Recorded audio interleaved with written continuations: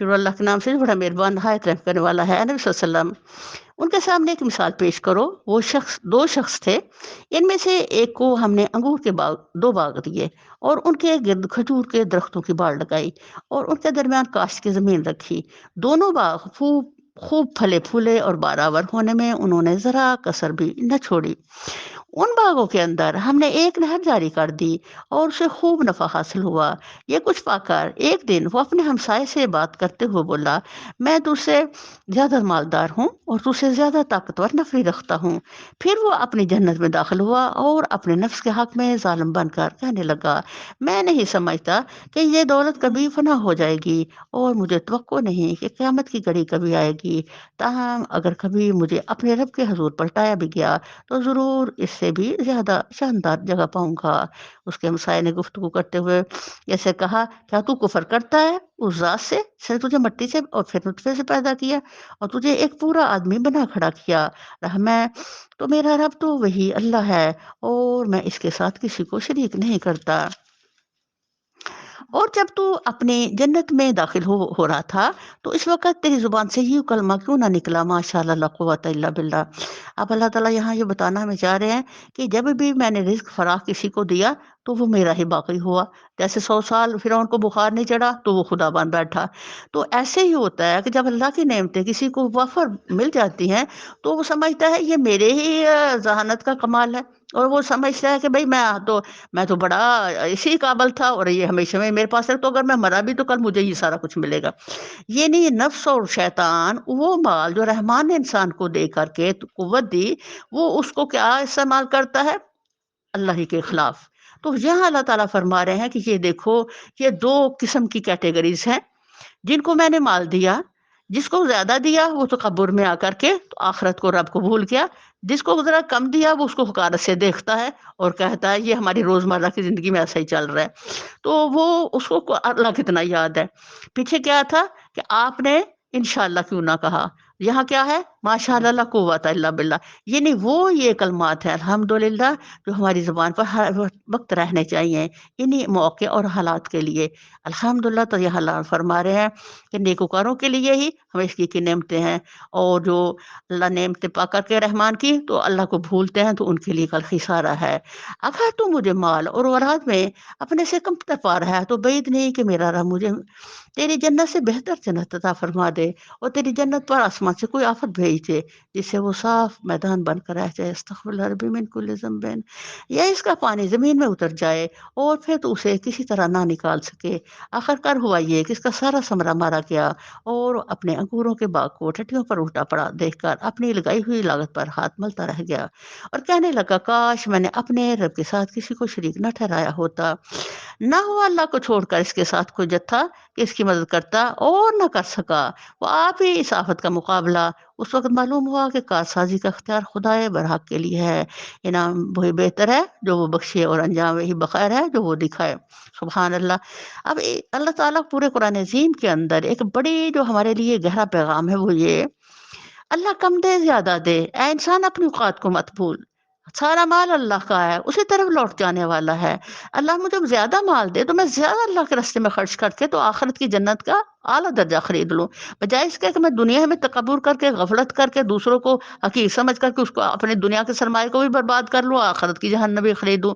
तो अल्लाह ताला मिसालों से हमारे अंदर ये बात डालना चाहते हैं कि भई ये देखो, अल्लाह के नज़दीक बेहतरीन वो लोग हैं जिनको रहमान रिज़्क दे, फ़राखियाँ नेमतें दे और उसका शुक्र करें, उसका हक़ अदा करें और कभी भी तकब्बुर ना करें और अल्लाह के नाम को हमेशा साथ-साथ सफ़र करवाएँ।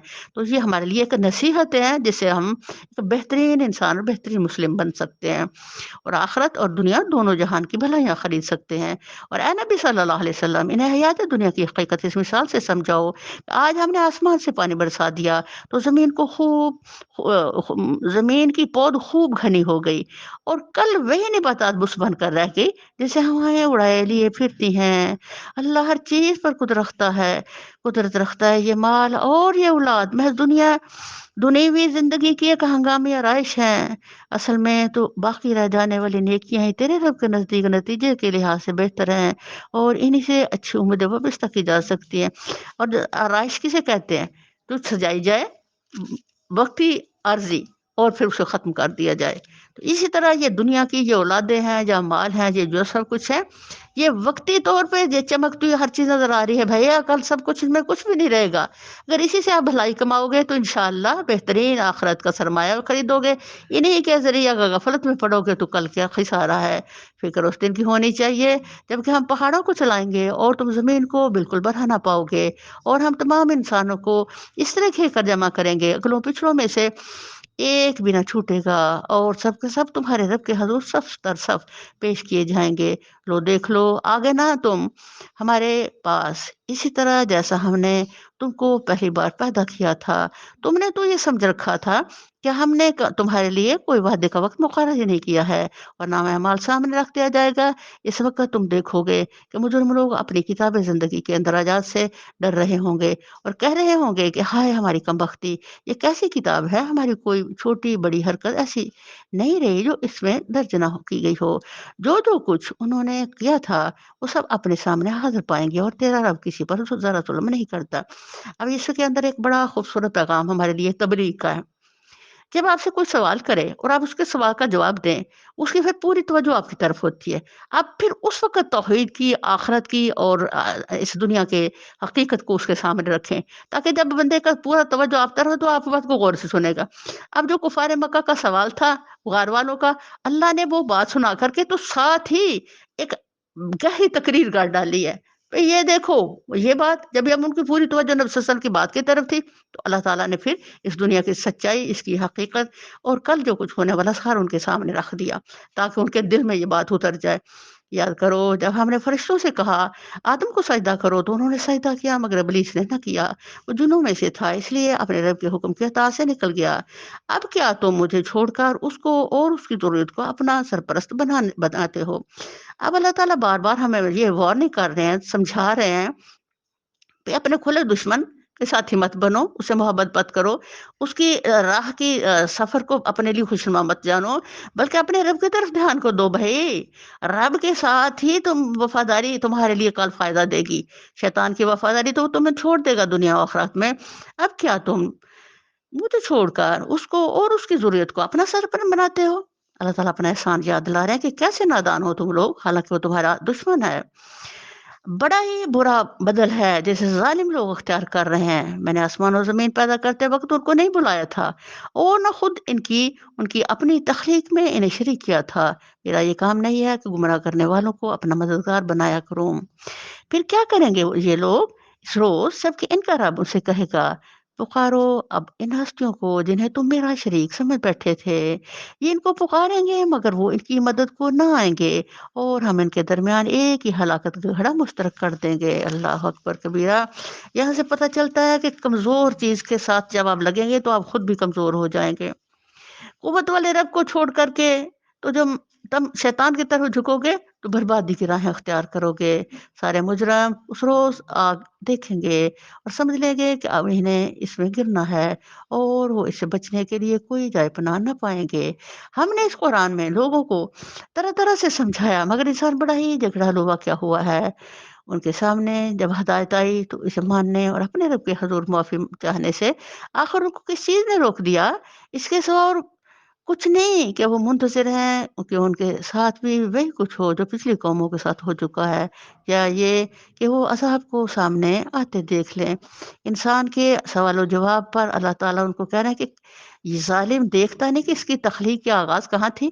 اب جب اللہ نے قوت بخش دی، جوانی بخش دی، طاقت دے دی، تو اللہ کے رستے میں اللہ سے ہی جھگڑنا شروع کر دیا ہے نادان انسان۔ لوگوں کو ہم اس کلام کے سوا اور کسی غرض کے لیے نہیں، رسولوں کو ہم اس کام کے سوا اور کسی غرض کے لیے نہیں بھیجتے کہ وہ بشارت اور تنبیہ کی خدمت انجام دے دیں، مگر کافروں کا یہ حال ہے کہ وہ باطل کے ہتھیار لے کر حق کو نیچا دکھانے کی کوشش کرتے ہیں۔ رسول اللہ بھیجتا ہے تو ہمیں ہدایت دے، اور تم لوگ ہو کہ باطل کی ہتھیار پکڑ کر کے تم کا مقابلہ شروع کر دیتے ہو نادان انسان۔ اور اس شخص سے بڑھ کر ظالم اور کون ہے جسے اس کے رب کی آیات سنا کر نصیحت کی جائے اور وہ ان سے منہ پھیرے۔ اور اس برے انجام کو بھول جائے جس کا سر و سامان اس نے اپنے لیے خود اپنے ہاتھوں کیا ہے۔ جن لوگوں نے یہ روش اختیار کی ہے ان کے دلوں پر ہم نے غلاف چڑھا دیے ہیں جو انہیں قرآن کی بات نہیں سمجھنے دیتے، اور ان کے کانوں میں ہم نے گرانی پیدا کر دی ہے۔ تم انہیں ہدایت کی طرف کتنا ہی بلاؤ، وہ اس حالت میں کبھی ہدایت نہ پائیں گے۔ یعنی اللہ جسے مہر زدہ کر دے اس لیے کے لیے پھر کوئی نور نہیں، کوئی روحانیت نہیں۔ تو اللہ تعالیٰ اپنے بندوں پہ رحم فرما اللہ، اور ان کو روحانیت کے کھلے کان و آنکھیں اور دل دے دے اللہ، تاکہ وہ ہدایت کو پا کر کے تو اپنی آخرت کو بہتر کر لے۔ یہ نادان میرے مالک رحم فرما، تیرا رب بڑا درگزر کرنے والا اور رحیم ہے اللہ، تو ہم سے درگزر بھی کر اور ہم پر رحمت بھی کر۔ وہ ان کے کرتوتوں پر انہیں پکڑنا چاہتا تو جلدی ہی عذاب بھیج دیتا، مگر ان کے لیے وعدے کا ایک وقت مقرر ہے اور اس سے بچ کر باغ نکلنے کی یہ کوئی راہ نہ پائیں گے۔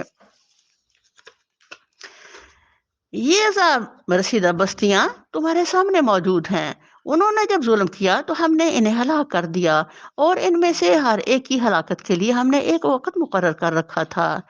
ذرا ان کو وہ قصہ سناؤ جو موسیٰ کو پیش آیا تھا، جبکہ موسیٰ نے اپنے خادم سے کہا تھا کہ میں اپنا سفر ختم نہ کروں گا جب تک دونوں دریاؤں کے سنگم پر نہ پہنچ جاؤں، ورنہ میں ایک زمانہ دراز تک چلتا ہی رہوں گا۔ موسیٰ اور خضر کا قصہ یہ ایک ٹریننگ سیشن تھا۔ موسیٰ اور خضر کے استاد اور شاگرد کا روپ نظر آتا ہے۔ موسیٰ کو ایک انتہائی بگڑی ہوئی قوم سے واسطہ پیش آنے والا تھا۔ کچھ چیزیں نظر آتی ہیں مگر اندر کچھ اور ہوتا ہے۔ تقدیر پر راضی رہنے کا سبق ہے۔ نبی کریم صلی اللہ علیہ وسلم نے فرمایا اللہ ہم پر اور موسیٰ پر رحم کرے، اگر وہ خاموش رہتے تو بہت سی تعجب خیز باتوں کو جان لیتے۔ اور نبی صلی اللہ علیہ وسلم کی اس حدیث میں ایک ہمیں پیغام ملتا ہے کہ جب بھی نبی صلی اللہ علیہ وسلم نے فرمایا اللہ ہم پر اور موسیٰ پر رحم کرے، یعنی جب بھی ہم دعا کریں تو پہلے اپنے لیے کریں اور پھر دوسروں کے لیے۔ یہاں یہ سبق ہمارے لیے ہے۔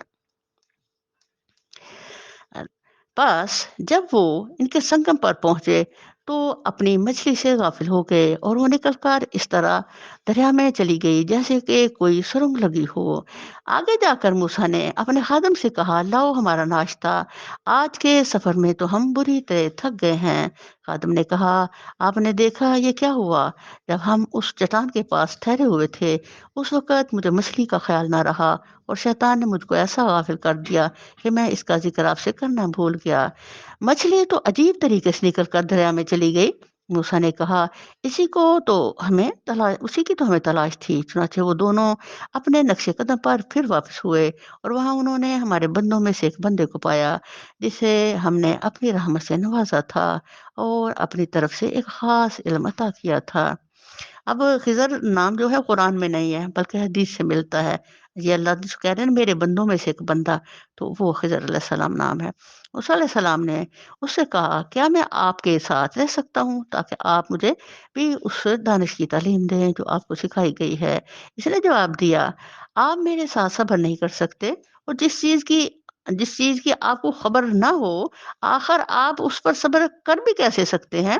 موسیٰ نے کہا انشاءاللہ آپ مجھے صبر پائیں گے اور میں کسی معاملہ میں آپ کی نافرمانی نہ کروں گا۔ اس نے کہا اچھا اگر آپ میرے ساتھ چلتے ہیں تو مجھ سے کوئی بات نہ پوچھیں جب تک کہ میں خود اس کا آپ سے ذکر نہ کروں۔ اب وہ دونوں روانہ ہوئے یہاں تک کہ وہ ایک کشتی میں سوار ہو گئے، تو اس وقت شخص نے کشتی میں شگاف ڈال دیا۔ موسیٰ نے کہا آپ نے اس میں شگاف ڈال دیا تاکہ سب کشتی والوں کو ڈبو دے، یہ تو آپ نے ایک سخت حرکت کر ڈالی۔ اس نے کہا میں نے تم سے کہا نہ تھا کہ تم میرے ساتھ صبر نہیں کر سکتے؟ موسیٰ نے کہا بھول چوک پر مجھے نہ پکڑیے، میرے معاملے میں آپ ذرا سختی سے کام نہ لیں۔ پھر وہ دونوں چلے یہاں تک کہ ان کو ایک لڑکا ملا اور اس شخص نے اسے قتل کر دیا۔ موسیٰ نے کہا آپ نے ایک بے گناہ کی جان لے لی حالانکہ اس نے کسی کا خون نہ کیا تھا، یہ کام تو آپ نے بہت ہی برا کیا۔ وما علینا الا البلاغ۔